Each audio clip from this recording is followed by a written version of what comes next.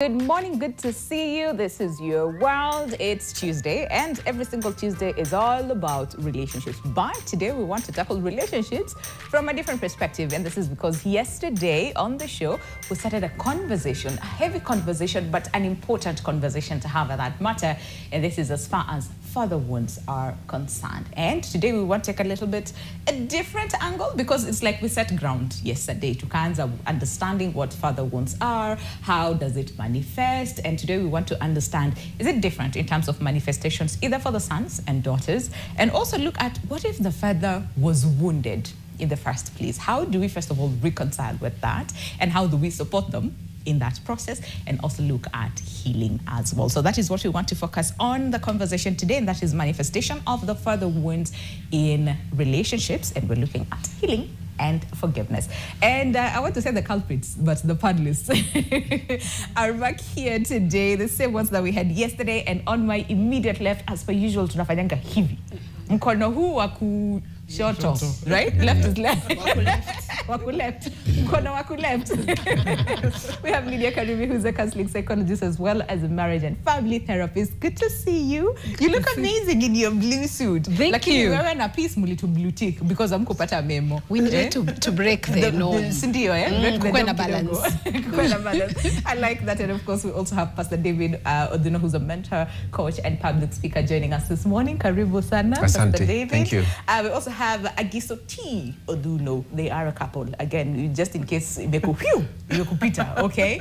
And she is a transformational life coach. Good to see you. Thank you. Sasa mulipata memo, eh? Black and white, eh? It's the lady of the day. Really good to see you guys. And we also have Peace with us this morning as well. Peace, karibu sana.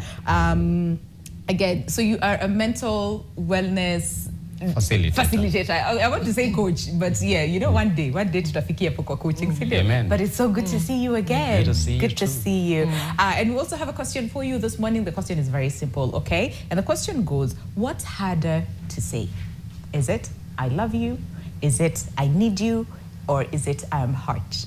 And why? What is harder to say? Let me tell you these questions, eh? You know, tunaenda back to our DD. Very introspective, very deep questions, okay? And there you have it. What is harder to say? Is it I love you? Is it I need you? Is it I'm hurt? And why? Why is it harder to say? We'll be going through your feedback as well, and that is on our social media platforms at NTV Kenya across all board. Or, you know, if you want to call us, we're live. So that means you can call us anytime, either ask a question or, you know, contribute to the question of the day. Or better yet, use our WhatsApp number, 0112 500 400, and tell us which is harder to say. Is it I love you? Is it I need you? Or is it I am hurt? And then you tell us why it is harder to say, okay? But just in case you're tuning in today and you're like, wait, I missed out on you know, the yesterday's conversation. Pastor Devi, can we start with that? Just understanding father wounds, and then we'll look at very briefly the manifestations of the same, and then now we'll focus on the difference in terms of sons and daughters. Okay, thank you very much. Thank you for having me on the show. Father wounds are emotional problems or emotional difficulties that have been inflicted from the things, the negative things that a father has done or to a child. It could be something he has done or not done. Okay. Yeah. If that comes from the father, if your wounding, emotional wounding comes from the father, then we call it a father wound. Just like we said yesterday, you can have a friend wound, you can have a mother wound, you can have a stranger wound, a pastor wound. Stranger wound. Stranger wound, yeah. Right? But the father wound is if you can trace it back to something dad did or did not do that really, really hurt you, that is affecting you up to today, then it becomes a father wound. Yeah. Yeah, that's how we described it yesterday. I'm just adding on to it. And then there's also something that you said, which I guess I'd want to bring you in, that not all hurts end up being a wound. So can we just understand, because that was very profound. Yeah. Because some of the things that wound a child can be what the father said or did, but there are some things that when parents say and do things, but it did not have a negative emotional attachment to it when it was said. It did not trigger you in any way emotionally. and it was not embedded in your subconscious memory, with a negative emotion. So it becomes a wound when there's a negative emotion attached to it. Yeah. So they say parents, a father may have said something, you think about it, but nothing happens. But then a father may have said or done something, you think about it, and it triggers pain, low self-esteem, dissatisfaction, feeling abandoned. Then that constitutes a wound. A wound. Yeah. Is it almost always immediate? Because like when you think about it, and even just going back to how we were raised, there are some things that say our parents did or didn't do. Yes. And you see when we were growing up, like children, it's like, well, ni mom, ni dad, you know, they tandika you, they say some things, and then later on, like when you grow up and think, no, actually that really did hurt. It is all immediate because you feel the pain or you feel the effect. Immediately it is said, done, not done. You feel the effect. You may not recognize it as a wound at that time, but later on you go back and you said, Aki Enye, what dad said to me, there's a feeling, it will be either shame or feeling dissatisfied or feeling demeaned or feeling put down. There's an emotion that is attached to that moment that the thing is said or done. And like we're saying, that is what constitutes the wound. People are told, and children are different. A child may be insulted, wumbwa wewe or whatever, and it doesn't matter to him. Yet another child will be told something less serious, and they'll be so wounded. They'll be terribly wounded. And then also, I think that just made me think about the different communities and cultures that we have. Like, say, for example, someone who's watching us from the coast, and you know how the coastarians, when they talk, like, hey, emotions and all those things. To them, I mean, a friend of mine was telling me, like, they went to the coast, and sometimes there were things said that he would be like, wait, what? Like, you guys talk like that? And then to them, it's normal, you know? So I think would want to really understand, like, cultures, traditions, how we're socialized, and how that sort of like contributes either to the wound or not to. But before we talk about the manifestations, which we talked about yesterday, just again, kama tunakumbusha watu in case they missed out. Peace, you talked about how you were raised by your stepdad, again, still with your mom, and that relationship wasn't as easy or you know, as rosy. So just quickly to just go through, you know, what we went through yesterday, just in case someone is tuning in today and be like, okay, I missed out on yesterday's conversation. So the question was from the aspect of me having a stepdad. Your relationship with your dad and how that was. Also, yes, and also the idea of a biological dad. And my mom got pregnant at the age of 18. And then her and the mom, they realized that they went to my biological dad to just report her situation. And then my biological dad denied the pregnancy. And I was born on 27 January 1987. So my mom, in 1988, my mom went to look for a job in a place called Masinga. Masinga is in Ukambani. So she met the man who is currently now my dad. And I had a certain addiction or behavior of watching movies, and I could not let go of that. And my current dad was struggling with that, was struggling like putting me into place. I always see it as, you know, as a challenge that comes with the relationship, because he's a man, he is coming to a mother who has a kid, and he just wants this family to be as he wants it to be. But then he's not getting exactly the respect that he deserves. And we had our differences, And as a result of the interaction that I had with him, it got me into mental health issues.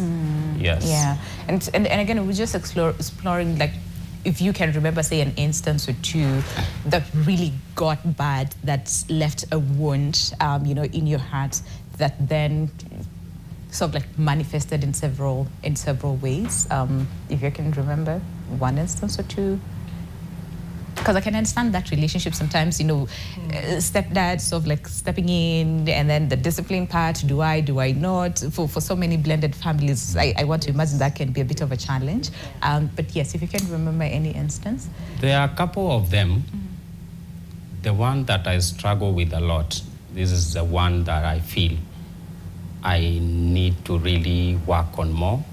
And this is the part of me being a man, like in terms of how I express myself, like in terms of exposure and how I say the words, because there were words that were said to me that demoralized me and affected my esteem issues as a kid. And so while growing up, I noticed that I have fears, like when I come in a place where there are a lot of people, or I am in front of cameras, people are looking at me and listening to me. It's just very intense. You're doing so well. You're doing very well today. It's just very intense. Yeah. And then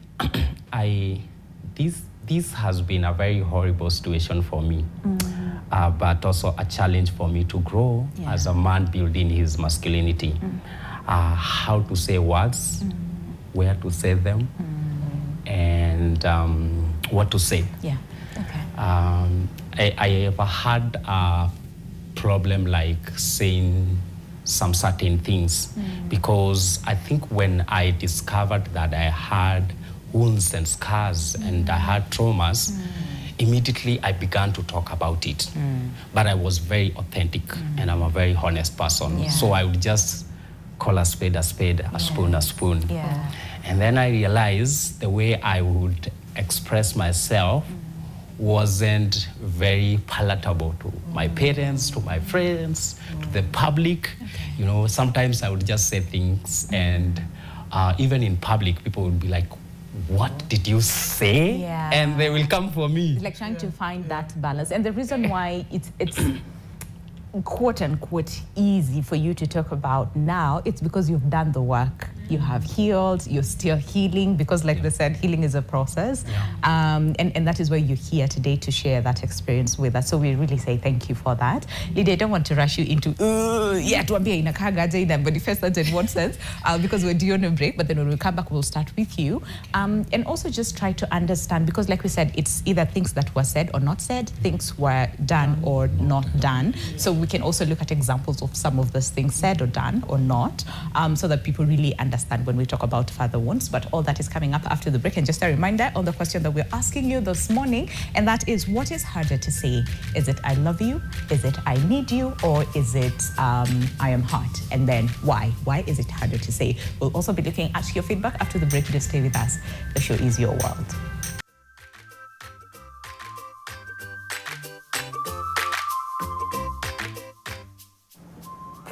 Welcome back. Welcome back to the show. Glad you're still with us. It is Relationship Tuesday, and today we continue with a conversation that we started yesterday, and this is as far as understanding father wound. But today, father wound. As I said, wound. Hey, father wound. And we'll be taking a special look at the manifestation of the father wound in relationships, okay? Being a Relationship Tuesday, and we have a very simple question for you. And the question is, what is harder to say? Is it I love you? Is it I need you? Or is it I am hurt? And then why? Why is it harder to say? And you're this, okay? And like we said, at NTV Kenya across all bodies, how you can reach us or give us a call. We're live, or better yet, use our WhatsApp number 0112-500-400 and tell us what is harder to say. Or if you suspect that you have father wound, okay? Or maybe the person around you, you suspect a kind of father wound, and you're like, so how do I help this person? Feel free to also send the questions, our way, and we'll pass it on to our panelists. But Lydia, yes, on the manifestations of the same.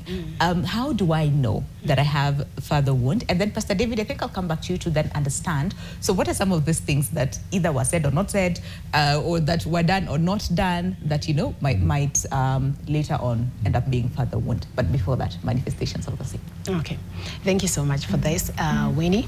I must say that there are different ways with which you can be able to tell whether you actually have a wound, leave alone even a father wound, whether you have a wound or not. Because what wounds do generally, they actually affect our states, and they affect us emotionally, they affect us physiologically, that is physically, they affect us cognitively, and they also affect us behaviorally. So physically, sometimes you might experience having bouts of maybe dizziness, sometimes having headaches, back pains, you know, those ones that when you go to a hospital, you get checked, but there's really nothing. So that tells us that there could be some emotional baggage that you're carrying that is actually affecting your system. But now it is manifesting physically, all right? Yes. Then now we have the emotional ones, whereby sometimes you feel sad, feelings of depression, sometimes you feel constant frustrations, anger bouts, you know, the emotional irregulation. That is a sign, it's a manifestation that you could be carrying wounds, you could be carrying trauma that is actually deep-seated in your body, in your system, that needs to be processed. Then sometimes it's cognitive, inability to concentrate, inability to work or to focus on things for a long periods of time. So those are they are mental, because now your productivity is affected. Then we have now the behavioral ones, whereby now we see you connecting with other people, struggling to keep to make relationships and to keep relationship. That is a manifestation by itself, and we see this in our attachment, how we integrate with people, how we attach to people. Sometimes we want to withdraw, we want to isolate and keep from connecting with other people, and this comes in as a result of the fears that we carry, maybe the rejection we experience. We don't want to be rejected one more time. We don't want to be hated or to be spoken of in a certain way, because that would mean a repeat of what happened. Right? When you were young. Yes, when you are young. So we've got to be very present with our emotions for us to be able to tell whether we actually have father wounds or mother wounds. Today morning I was thinking, you know, human beings are naturally very busy. We want to do so many things. We are busy working, we are busy taking care of our children, we are busy taking care of families, but we take little time to think, to maybe feel or experience ourselves, experience our emotions, experience our thoughts, experience even the body signals, because your body will tell you whether you are okay or not. So just think about it. How often do you go home, sit still and think and allow yourself to feel what is going on? What is going on? Yes. How many times do you take time to calm down and analyze how you're relating with your partner, how you're relating with your sisters, your brothers? Because this, if you're able to take time to do that, then you'll know something is not right. And you know what? Peace is here. I think maybe I had this idea before we end the show. So how do we do that? How do we get to that level of sitting in stillness? Because you're also a yoga instructor, and just analyze the body. It's like take stock of what your head is feeling, what your hands are feeling, what your feet are feeling. Because like I said, it's true. We're very busy economy. Economy is very bad. So we're working very hard to do, and we don't really take time and just ask ourselves, how am I feeling? But yes, so Pastor David, what was said or not said, what was done or not done, and absence, you know, or even presence of the father figure in the family. What are some of these examples? Because there's some parents who might be watching us and thinking, but yet me I was tandikwa, so me I'm japaying this child so that you know they get in line. But yet that could also end up in wounds. In this book we start with the needs. The chapter that chapter 5 talks about causes of father wounds. But before that we talk about the needs of a child. So obviously if the needs of a child are not met, it will cause a father wound. But let me break that down. This one called negligence is a big one. And when a child feels neglected, then obviously that is the beginning or the doorway to a father wound. For example, a child who feels like dad is always buying the best shoes for himself, is always buying the best watch for himself. But for me, I'm wallowing in poverty down here.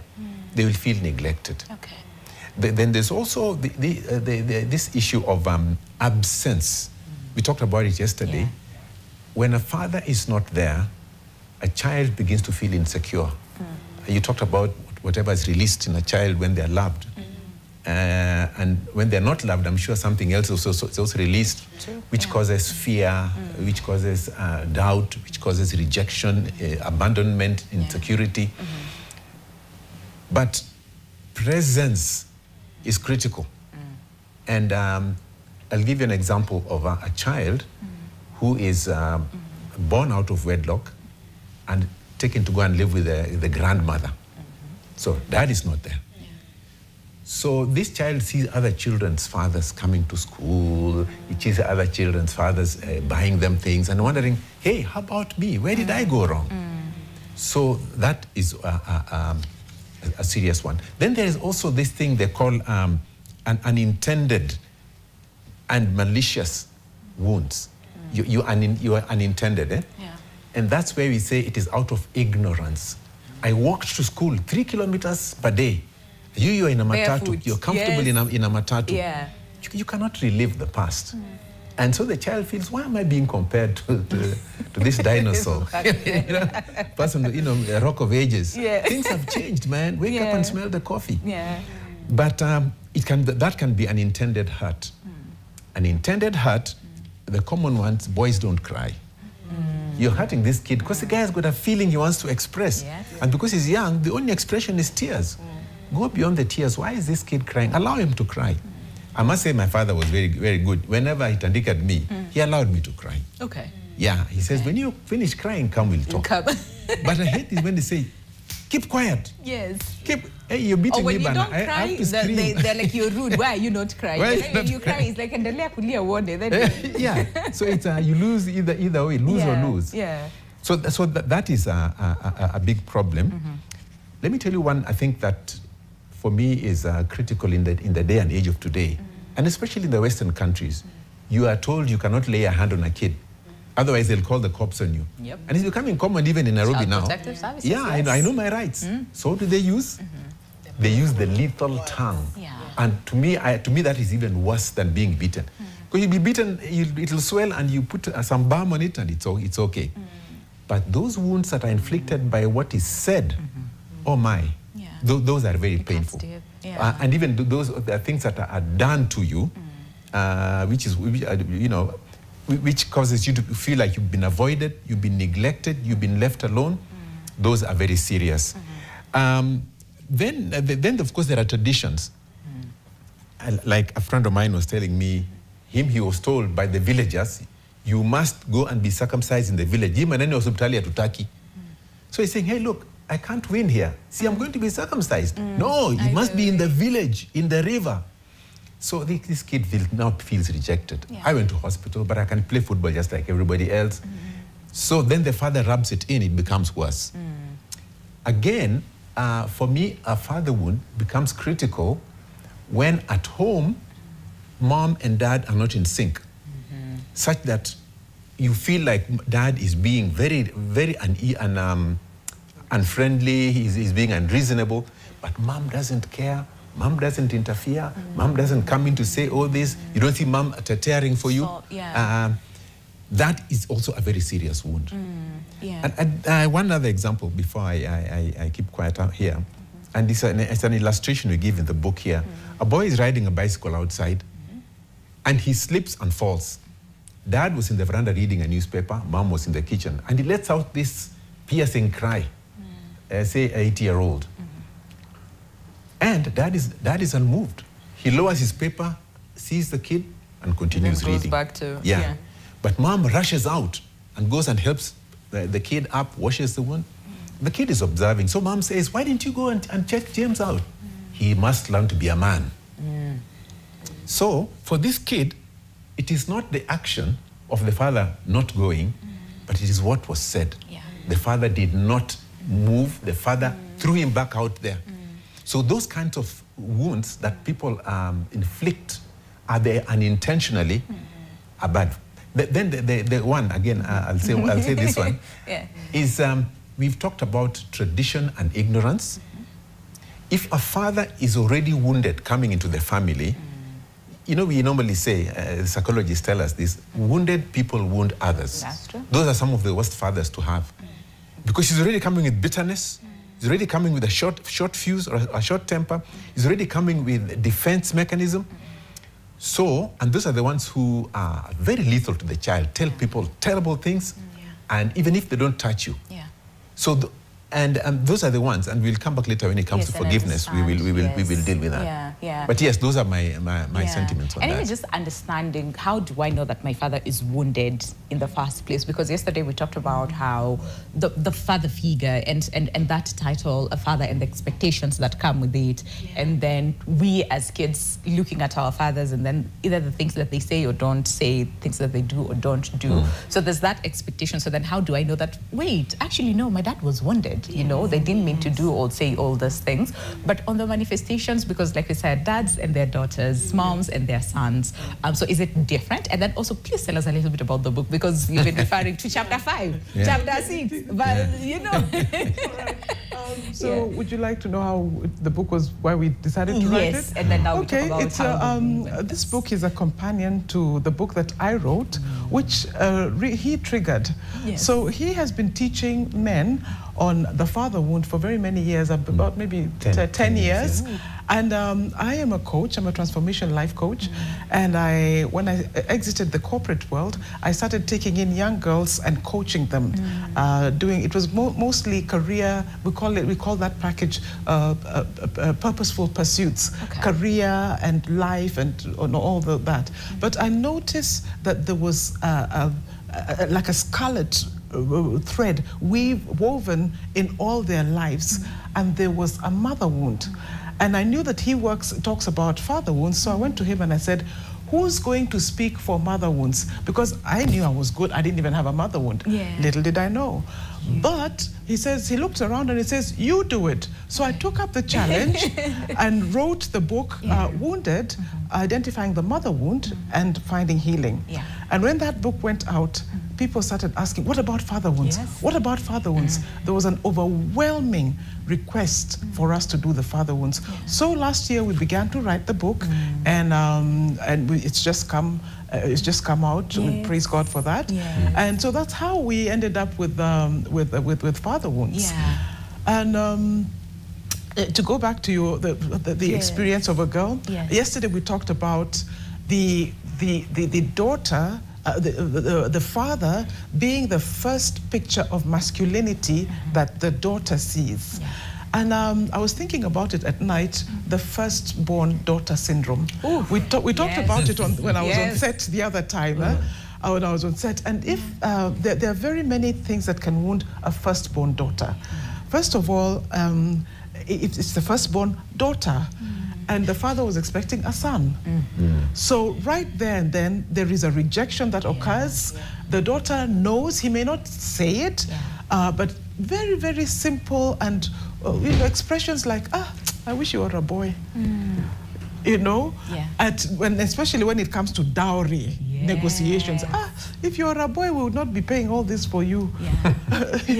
And those very subtle innuendos, they may not be very hurtful, but the girl picks up that I was the wrong sex. Or there's it just got me thinking. There's a time we had a conversation on firstborn girls. And oh my days, that was heavy. And one of the things one shared was the dad would try and, the activities, boys, get you on a bike, get you to do, this manly boyish, activities.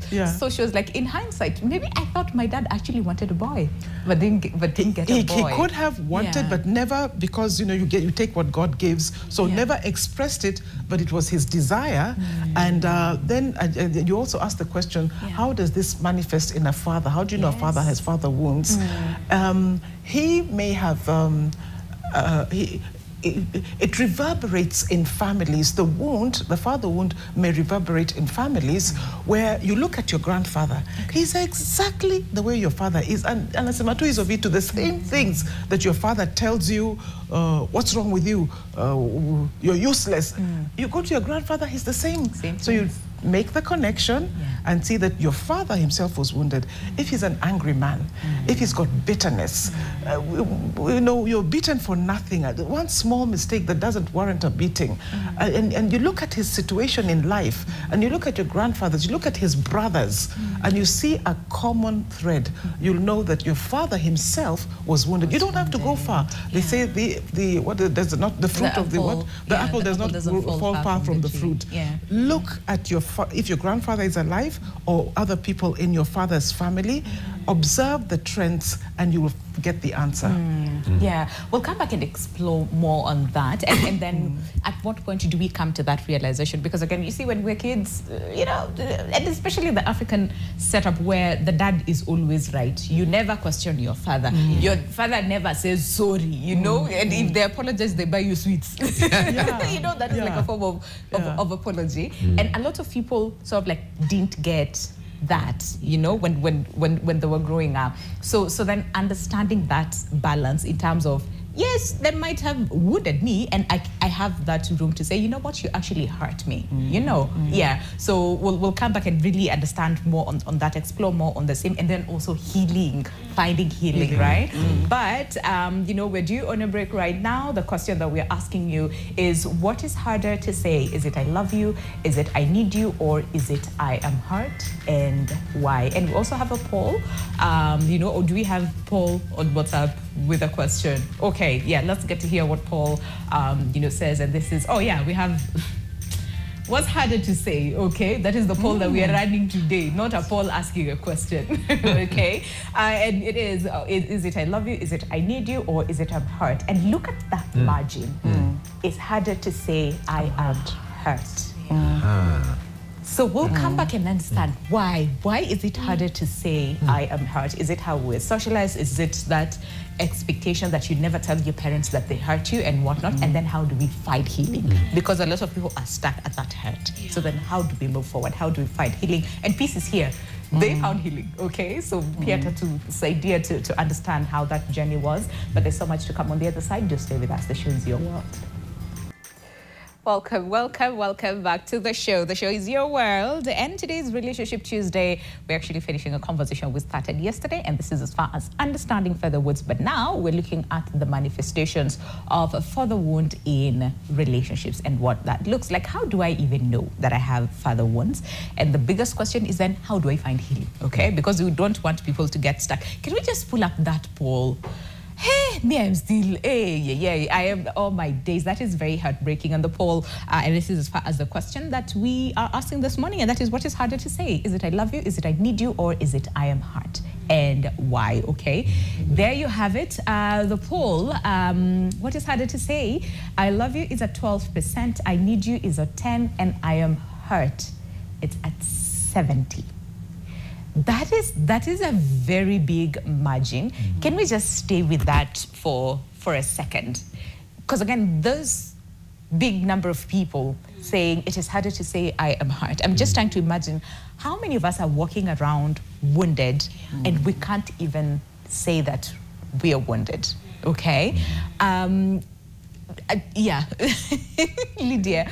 That is just, I am really heartbroken, you know, just to understand how many people are walking around wounded, hurt, and they can't even say that they're hurt.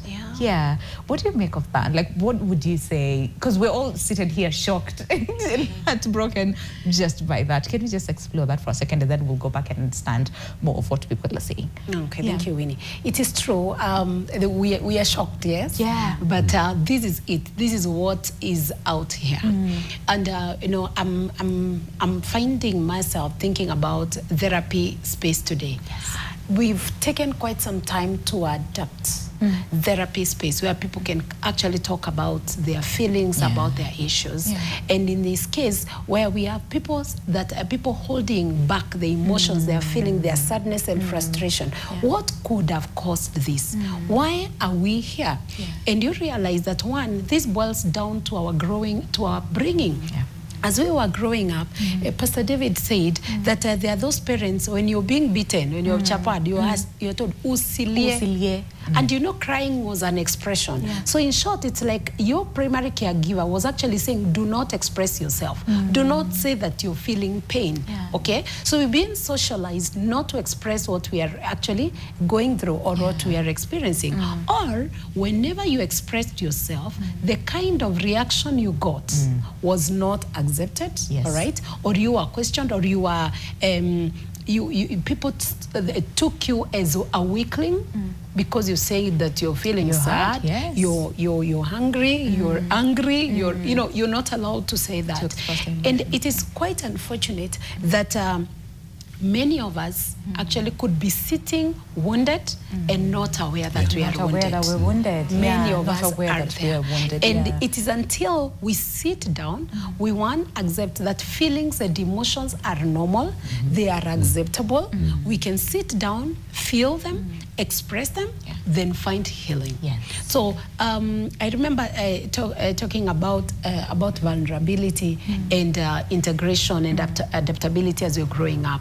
You realize that if a child grows up with a parent being absent, with a parent maybe not giving them the attention, not encouraging them or affirming them, then this child might struggle with being vulnerable, not only to the people that are close to them, but even to the world at large. And also this person will struggle to integrate with people because we are human beings. No man is an island. So if as a young person, you did not find your identity, you did not experience a sense of belonging, then as you grow up, how do you practice something that has not been modeled to you while you are a young person? So today I empathize with every person that is out there and is struggling to express themselves. I empathize and I understand it is not easy, but the truth is it is possible for us to actually accept and build new norms.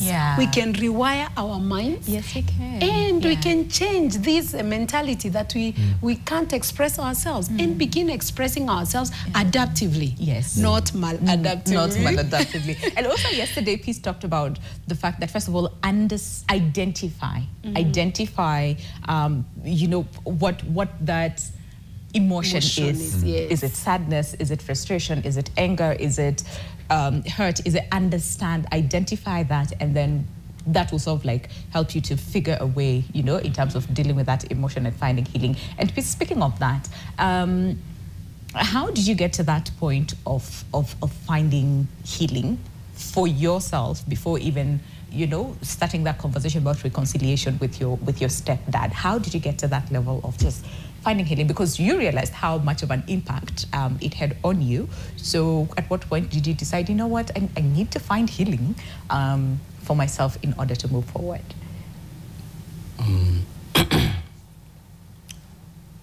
So in my life, I never dated until I was 30 years old. Okay. So I dated when I was around 31. Okay. 1 year. Around 2020 was the first time that I got into dating. And the relationship didn't work for me. Okay. And I began to ask myself a lot of questions because when I was in this relationship, I could see that it is not working for me, but then I could not come out of the relationship. Okay. So I began to ask myself questions as, why is it that I am in this relationship? It is not healthy for me, and yet I am still in the same relationship. And that is the point. It was a turning point. Okay. You know, like those people who come into your life to teach you who you are. Then that's the time that I began, that's the time when I realized that there was something about my childhood. So I started working on my childhood 2020. I became aware 2020, but I began serious work 2022. 2022. Okay. Yes. So all along then, before starting the work, how were you? How were you sort of like, yeah, because you talked about not wanting relationships, avoiding relationships because what you talked about yesterday, and that is not being able to express yourself.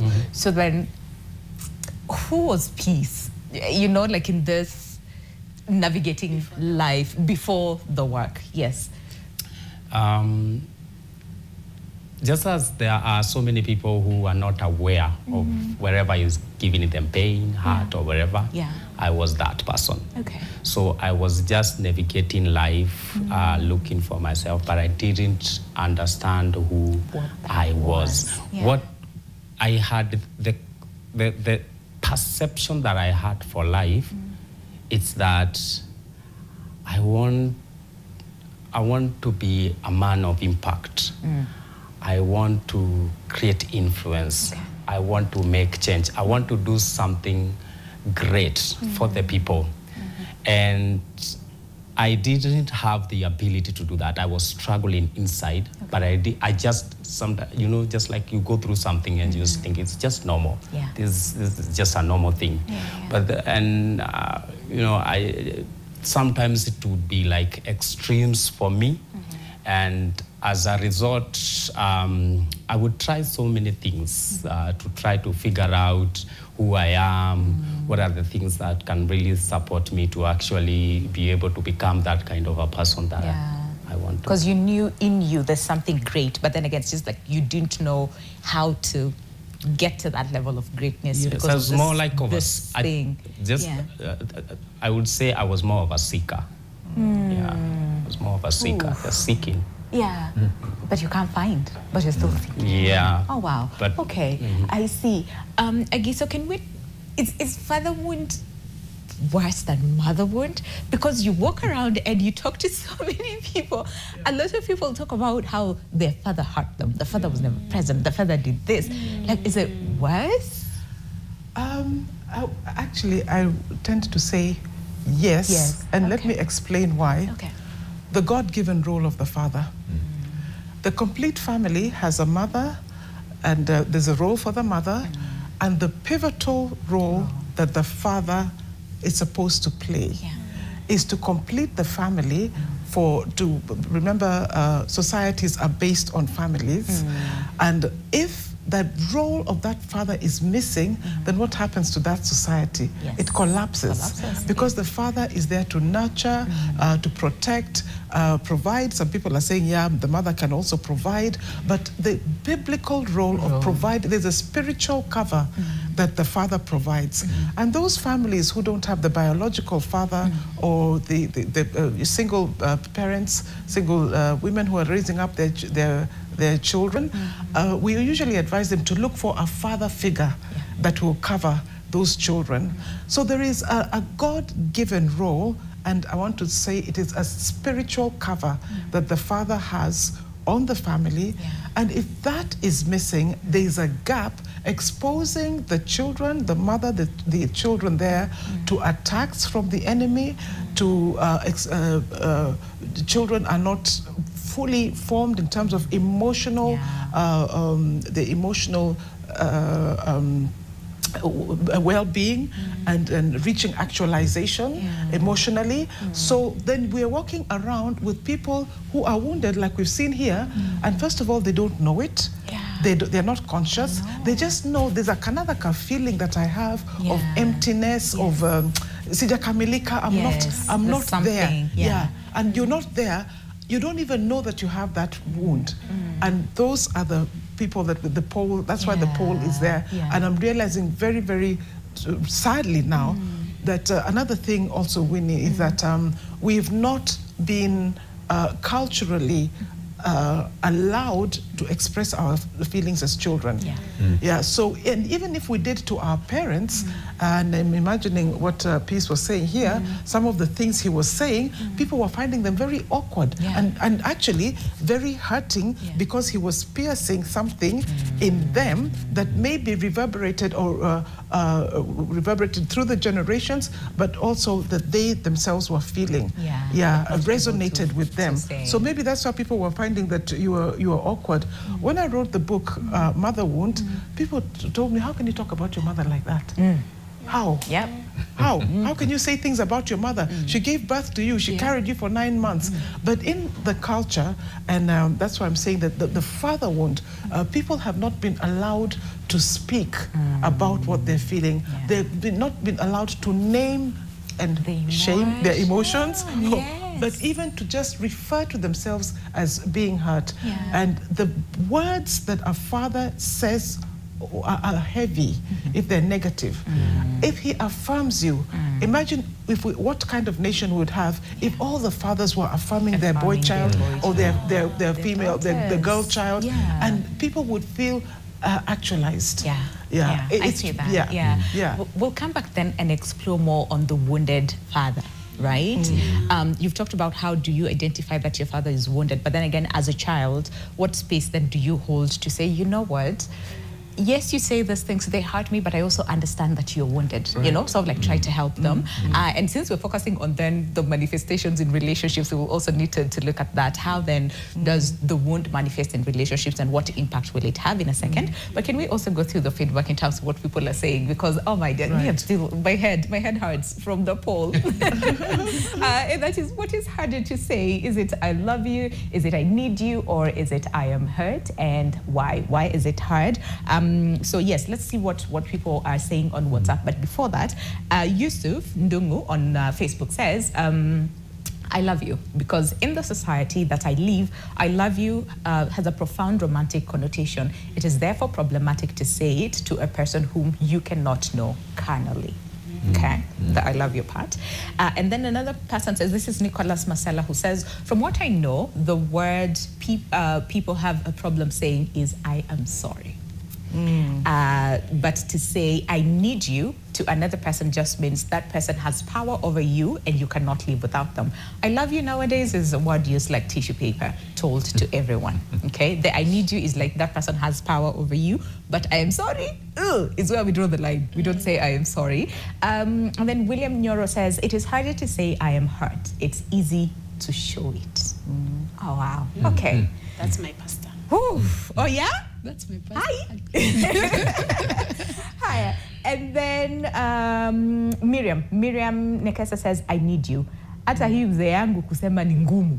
Kusema I need you, it's very hard, okay? And then Wangila DNC Miu says that the I need you part, it's powerfully vulnerable, but not easy to utter those 3 words. Then the 2 phrases, they're easier. That is why you can easily flirt with them. The I love you and the I need you, okay? Yeah. So yeah, it's easy to flirt with those, but then I need you is a bit difficult. Okay, on WhatsApp, let's hear what people are saying, and this is in regards to the question of the day, and that is, what is harder to say? Is it I love you, is it I need you, or is it I'm hurt, and why? Okay, so this one says, hey, I am Felix. Can a father figure seal the gap of a biological father completely? The void and emptiness still linger, even though I had a father figure. So Pastor, do you want to tackle that? Stepfather stepping into the role of a biological dad.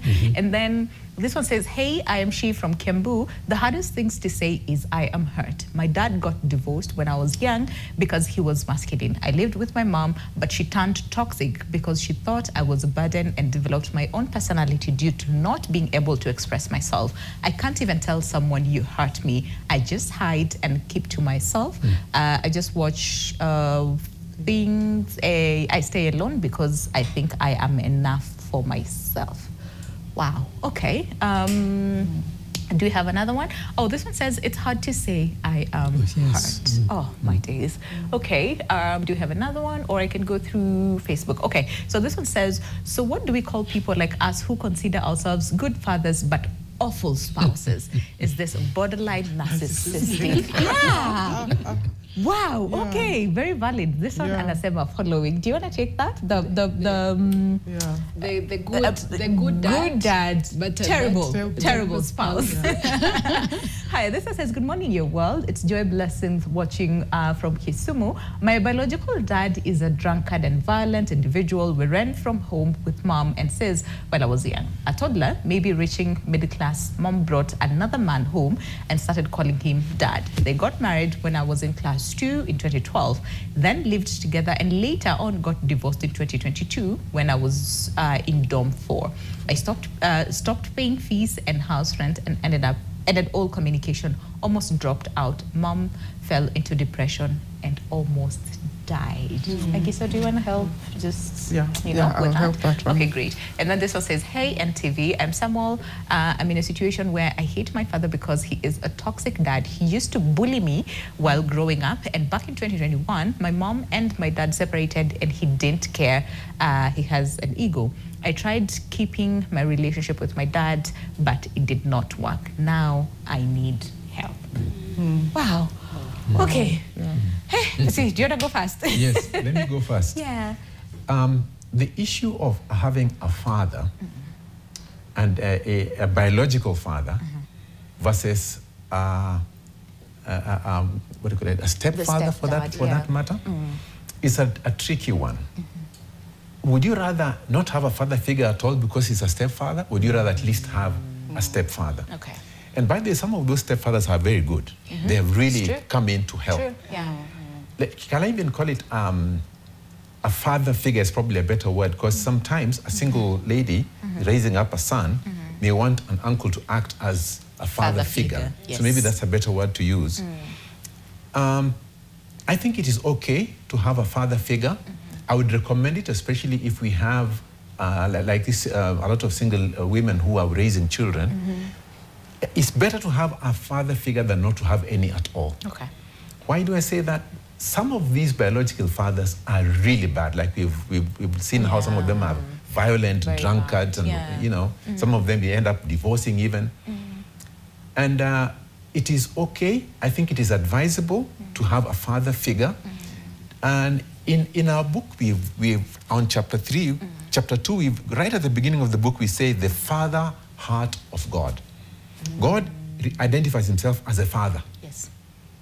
The Lord's Prayer begins with our Father, which art in heaven. The Psalm 23 talks about God, the good shepherd, God, and God the Father. So the issue of fatherhood is critical even for a growing child to recognize that I have a father that I can think about. You know, a lot of the men I mentor tell me my father did absolutely nothing, but I always knew he was there. The whole issue of presence. Okay. He was at least ako nyumbani anasoma gazeti. So there's some kind of a satisfaction that brings you. Somehow the bases are covered. Yeah.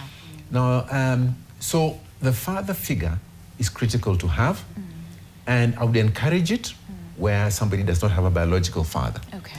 And another thing I'd like to mention to the men, respect these people who have come, because they're helping mom and they're helping you. And it's good to respect them, because if we have parents and we obey them, the Bible promises us long life. So I think it's good just to be obedient to them as far as is possible. There's one person who said that they broke up with their father. He's tried it, it hasn't worked. There are those. But on your part, don't be the sinner. Be the one who has said, I love them, I've tried, and I stopped because it didn't work. Okay, I see. And Peace, I'd also want to bring you in, because again, so you were raised by your stepdad, and yes, in as much as it wasn't easiest at first, but you managed to work things out and you're okay right now. So for that person who, you know, is questioning, is it better to, you know, have a stepdad step in, or just, you know, biological dad? What is it that you'll tell this person?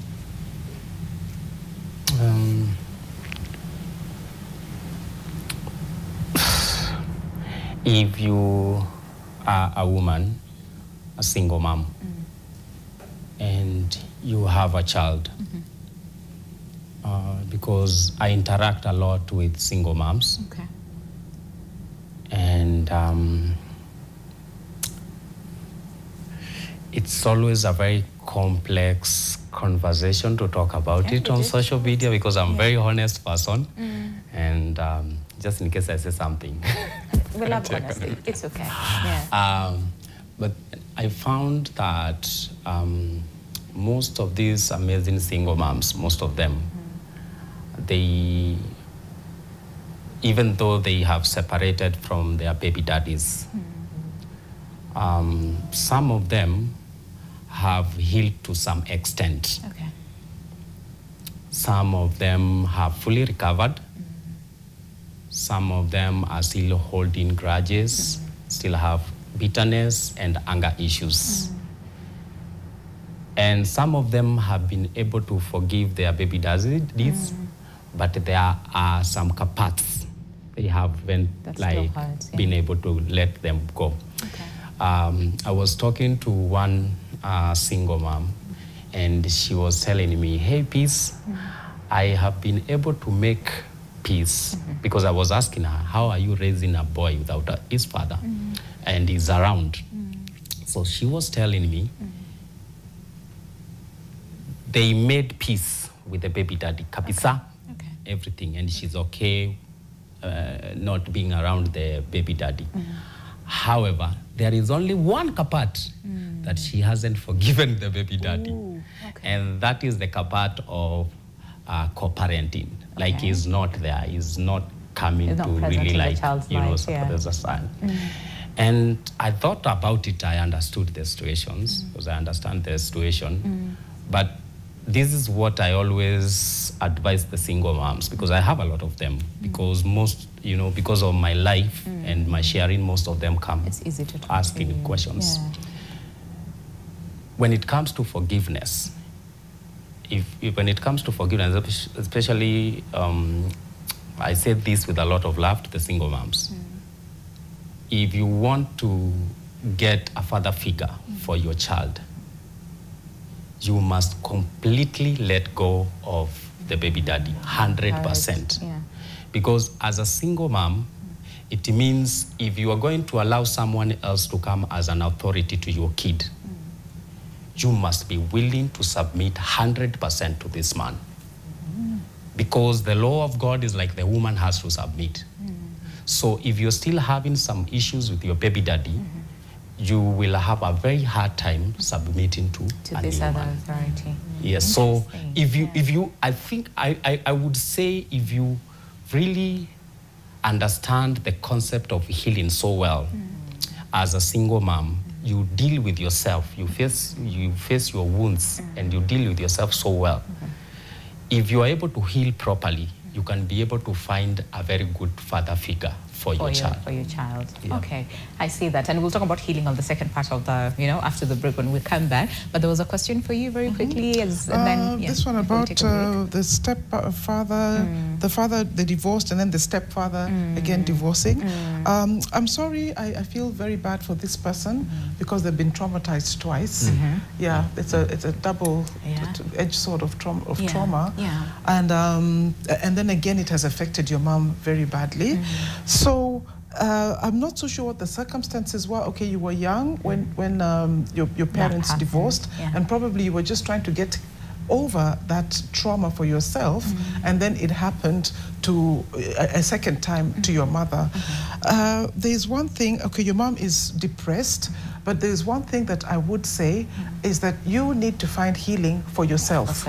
Yeah, your mother is there and you feel badly, very badly for your mother, but if you're going to be any good to your mother, you yourself need to find healing from your trauma, and you need to identify what are the pain points for you from this double trauma. Okay, your biological father, we've talked about the father wound, so you then need to go back and heal from your father wound before this one of the stepdad. So if you find healing for yourself, and there are therapists that you can go to, identifying the wound that you have, identifying what has triggered you, but finding healing for yourself. And I always tell people that I coach, many times we carry around wounds in a big backpack on our backs. One of them is rejection, one of them is hatred, one of them is bitterness, and we're carrying it around like this and expecting to do life. We're even trying to climb mountains in life.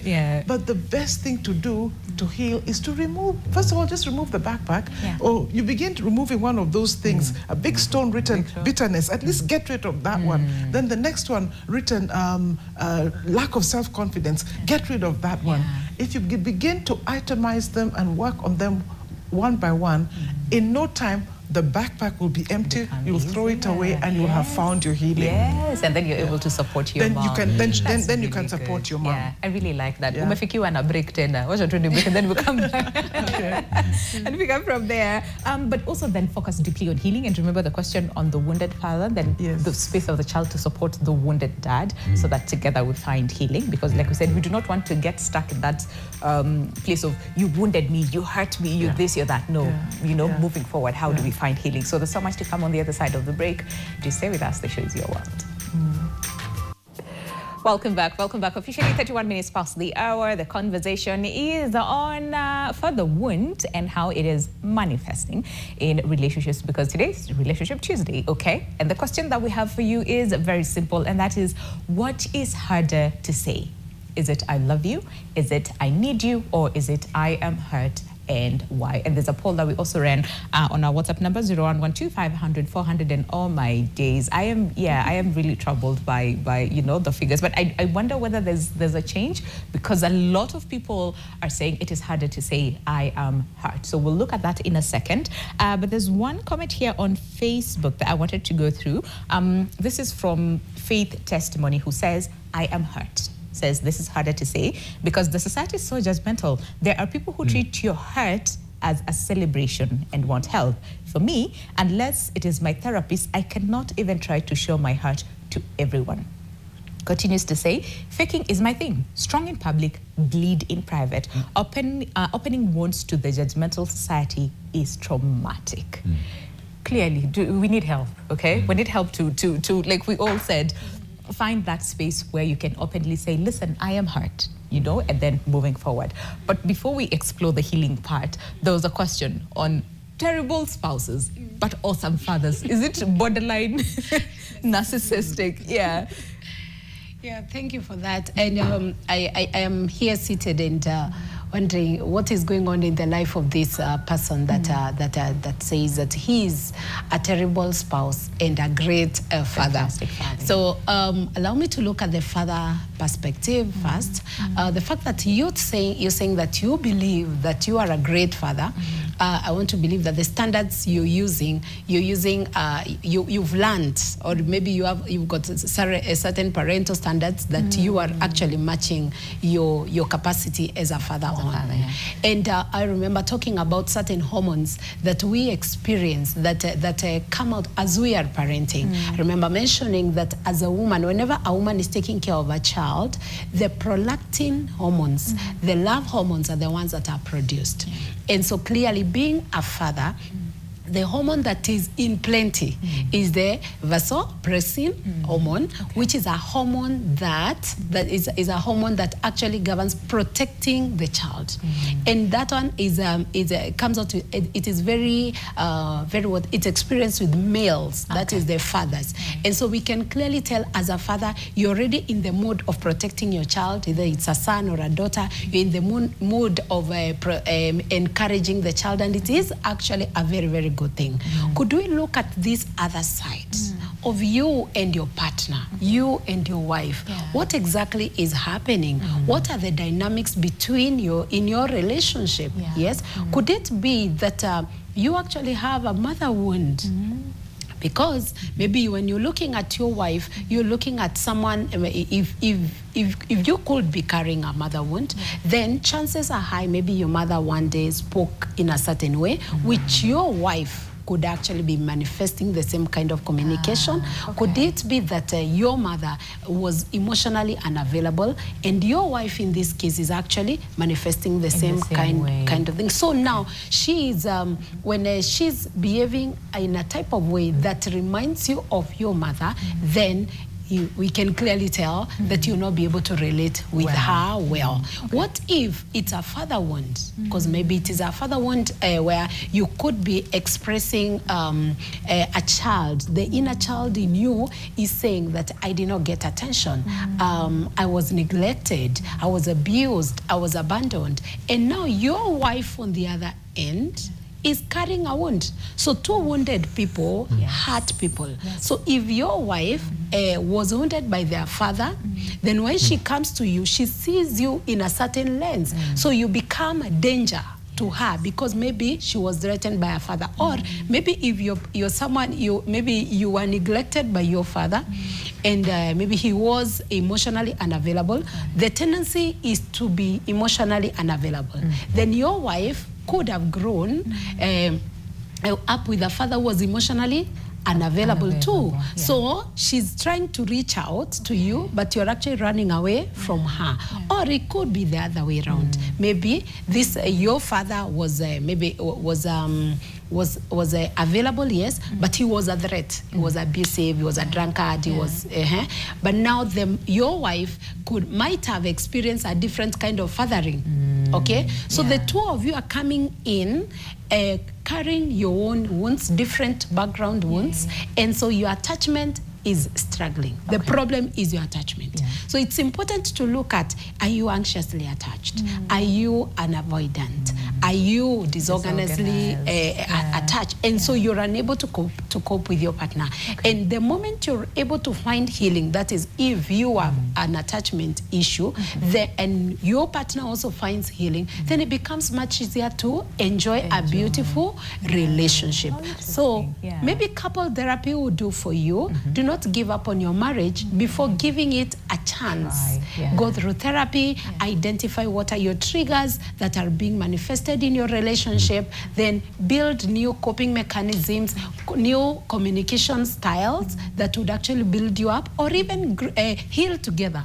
There is beauty in healing together and walking a journey together with your partner. Sometimes relationships, we lose or we drop relationships, let's say at an early age, before giving relationships an opportunity to experience healing, and then now we mature together and enjoy a beautiful relationship. Oh, wow. I really like that. I really like that. Instead of thinking the narcissistic way, explore all these other areas first, and then, I really like that. That's really good advice. And I think sometimes we label ourselves. These names, narcissism, nonchalant, oh, I'm depressed, borderline, you know, we are labeling ourselves before doing some psychological testing. Maybe it is just a normal stress reaction. It is not it's not it is not a sickness, a mental illness. It is not depression. You just need to learn a few coping mechanisms and you're good to go. You'll be good to go. I like that.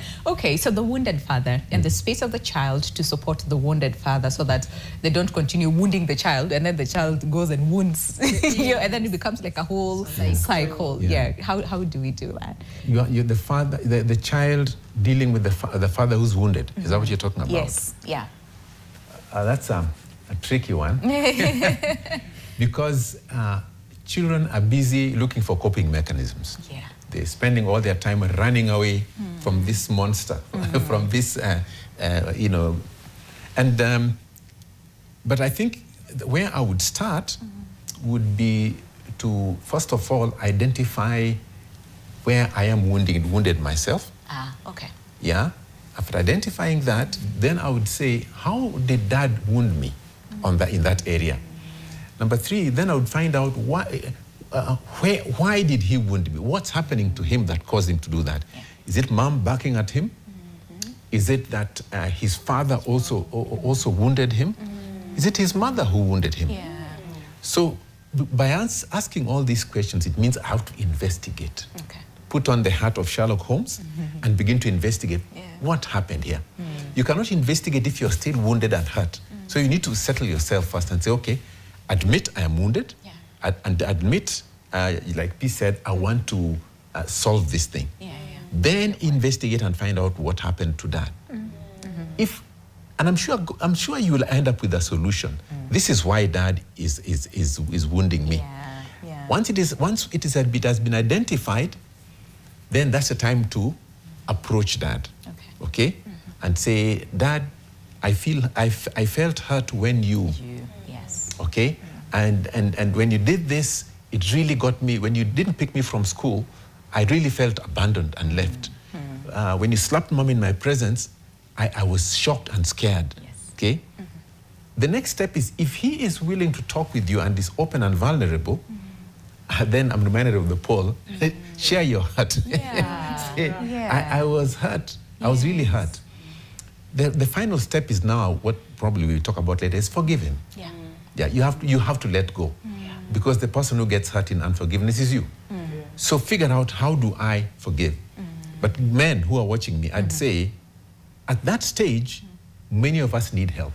You need a third person into your life. And I'm looking at you as the professional. Can't go to somebody who's professional. Don't go to a best friend, because many of them, they put their hand on your back and tell you what you don't want to hear. But the therapist would actually work with you. So that's the sequence that I would use. And I say that it's very useful and sounds very ideal. There's this part where we're scared. Baba ni baba. You know, whatever Dad says, go. Like, how do I go to my father and say, you know, you hurt me when you did this? You know, and a lot of people are stuck with this. Many people would wish to sit down with their dad and say, you know what, you hurt me when you did this, or you hurt me when you didn't do this. So how do kids do that? How do we do that? And also speak on the dad, say who from the discussion recognizes that, you know what, I actually hurt my children. How then do I say I am sorry? Because that word, a lot of people actually said online, saying I'm sorry, and it's even awkward to hear your dad say I'm sorry. You're like, no, this is not a conversation I want to hear. Let me tell you about what we have done as a couple ourselves. Recognizing and being in this sphere of influence where we work with men and women, we have actually sat each one of our children down and we have asked them to forgive us for where we hurt them. My goodness, you don't want to hear some of the things that you said, but we felt that it was a way of releasing the children, because when we were parenting, we parented the way we were parented. And your father was parented in that way. So for us, we felt that we needed to open this gate, open the floodgate of forgiveness and admitting it's not very cultural. Parents don't go, how can I say I'm sorry to my son? It's a cultural thing that is not biblical, because the Bible says that we should seek forgiveness, and we should seek to make peace with people, even if they're your children. So we did that. So I think one of the things that I would encourage people of our age to do, first of all, is to seek forgiveness from their children. It will shock them. It doesn't matter whether you think you did something or not. But look for an opportunity, maybe during one of these family gatherings, you know, people come home and, but I would say each individual child at a time and seek to establish if there were things that you said to them that may have caused certain trends in their lives, certain patterns. I would say that. But then also going back to the parenting, and then the issue of how we were parented. I want to say that we need to move beyond the cultural narratives that a father cannot say I'm sorry. Or they're always right. Or they're always right. A father is always right. Or certain taboo topics. So when we wrote these two books, Smile Again and my book, Wounded, the intention was to lift the lid of certain taboo topics that people are not talking about in this country, in Africa. It's not African culture to do or say certain things. So that's what I would say. And then there was another bit to this again. on the question in terms of, so we addressed how the father can, Okay, how he can, yes, that's right. Approach that. So one way, like I've said, is to approach your children. If you feel that that's not, you're unable to do that, then I think that I know fathers try to buy presents for their children, but presents do not take the place of presents. But I would say fathers write a letter. The best thing would be to seek a personal audience. But if you're unable to do that, writing a letter. Dear John, it's your birthday next week. You're turning 30. I know that when I raised you, there are certain things that I may have said that wounded or hurt you. I want you to know that I'm sorry. You're not saying it. People are talking about saying. You're writing it. You're writing it. So that would. And I think that holds more. Because you see, when you're writing, you put a lot of, pour your heart and your emotion, into it. Peace, how did you find healing? So you worked on yourself first. Then how were you able to work with your stepdad? Because again, this was off air, we're discussing with you and you said, now we're good friends, we're buddies, we're okay. So how did you get to that level? Is it after working on yourself, or is it while working on yourself that you were able to find healing and forgiveness for your stepfather? First I had to work on myself a bit, do some yoga classes to just be able to connect with my body and connect with my feelings and understand where I am. And now figure out how I'm going to take that practice to the real life. Yes. And when I had a lot of questions, and I just like what the transforming coach just said, Agilo. It's Agilo? Agiso said. Sorry. What she's saying, I was just listening to what she's saying, like, find a way. I wish my stepdad would have done something for him to express himself so that I can understand where he is. Because for me, I didn't understand where he was.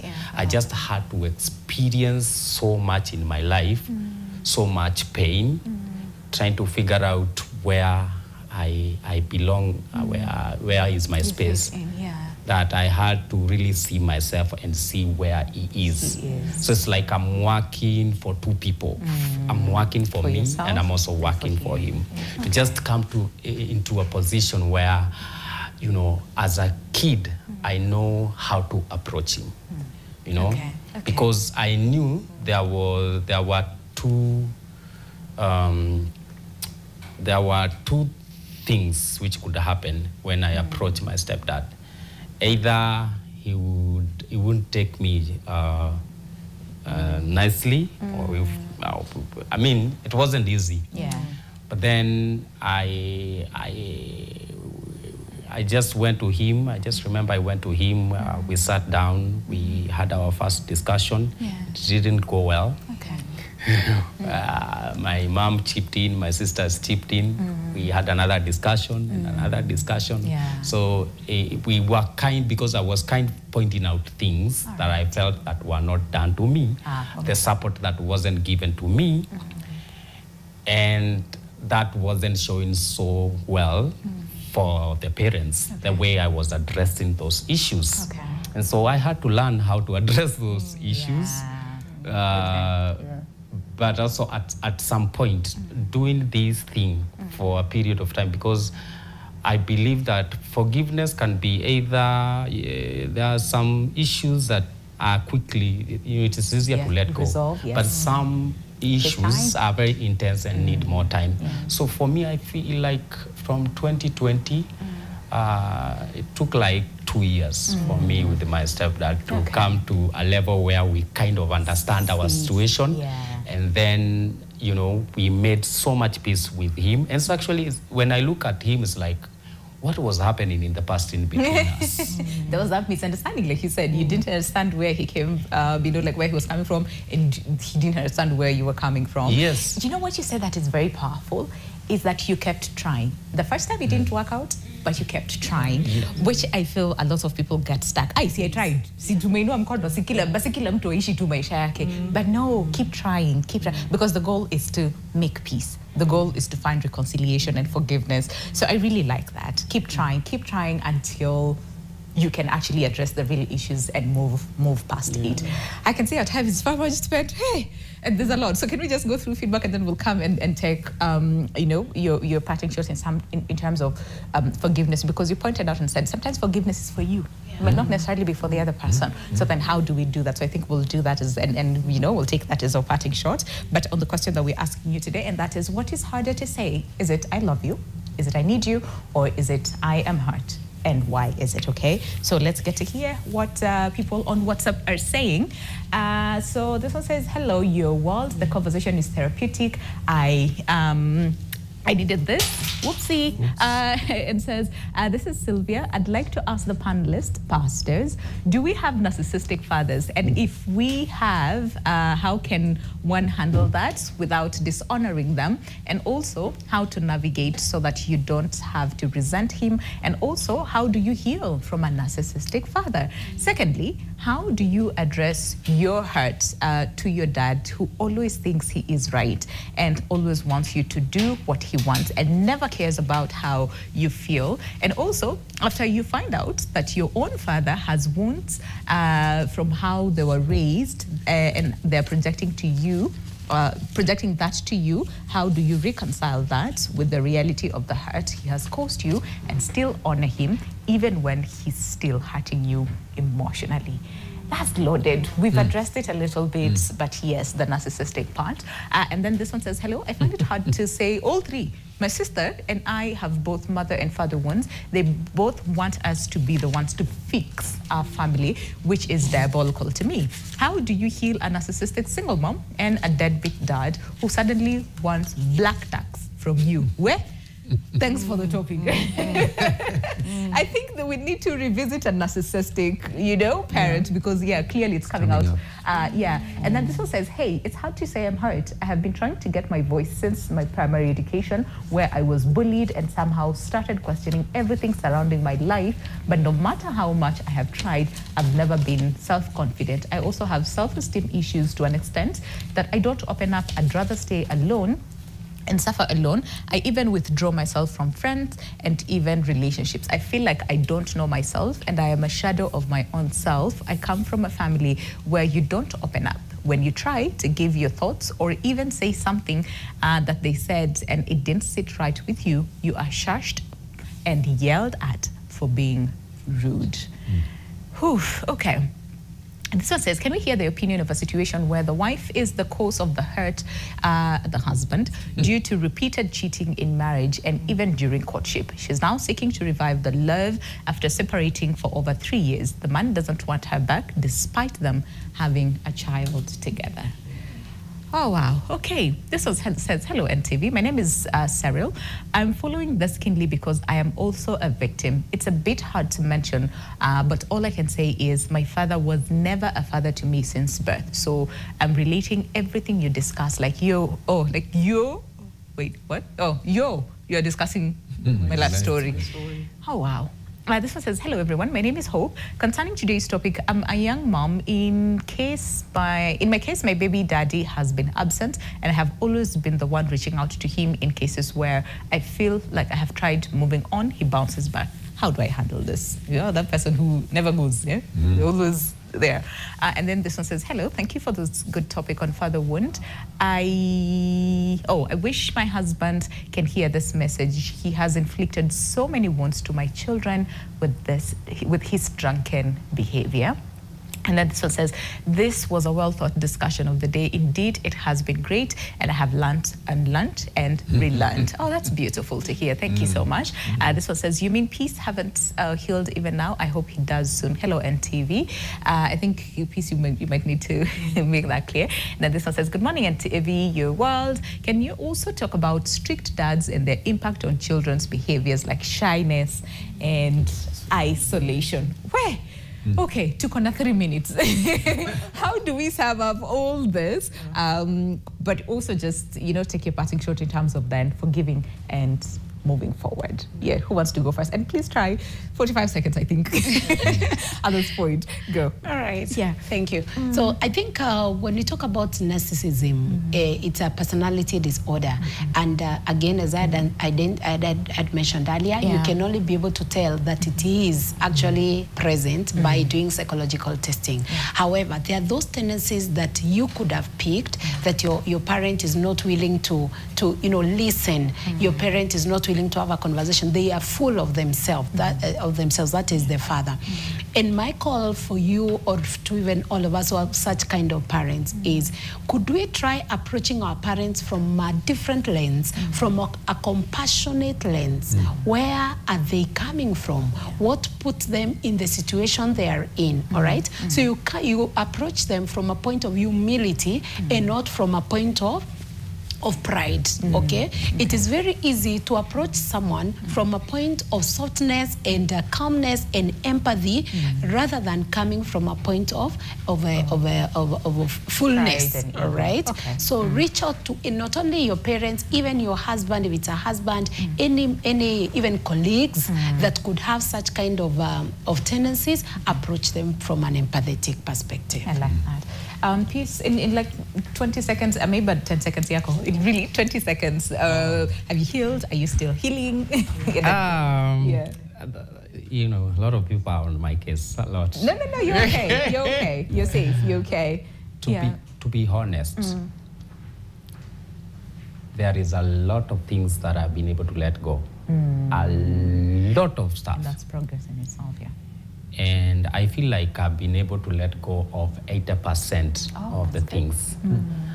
I have been able to make peace with my family, which is the most important part of me. This is what I wanted first.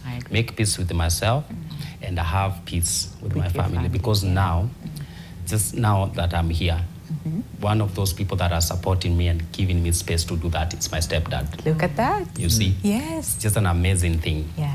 Now, the part that I feel that I need to work on is now me building my career as a man. All right. And this comes in places such as now expressing myself and sharing whatever I have with other people. Yeah. So maybe sometimes I might struggle with like expressions or something. Yeah. But I'm getting there. You're doing This is what well. I'm telling you guys. I'm going to be one of the most greatest speakers of the world I've never seen. I hear that. Yeah. It says a couple. Then I'll go on behalf of the other, because we literally have to go. We have 10 seconds. And also tell us where we can find the book. Yeah. Okay. My parting shot is, before you go out and deal with your father, deal with yourself. Yes. And dealing with yourself, forgive yourself. And ask God to forgive you for harboring bitterness, anger, all those things against your dad.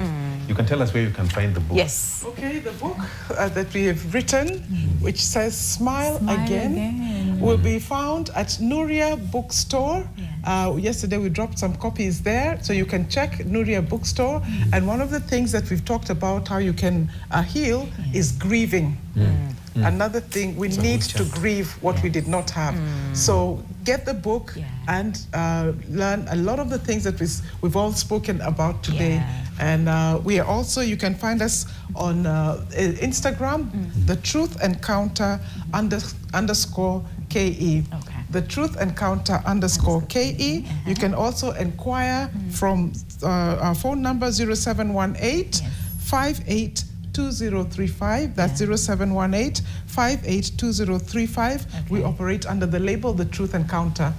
Fantastic. Thank you so much. And thank you everyone really for coming by today. Insightful. We have learned, relearned, and learned, and all those things that I hope you have too as well. So we'll see you tomorrow on Wellness Wednesday right here on Your World. But thank you so much. Let's keep the conversation going online, and that is at NTV Kenya across all board. But for now, God bless and have yourselves a lovely day ahead.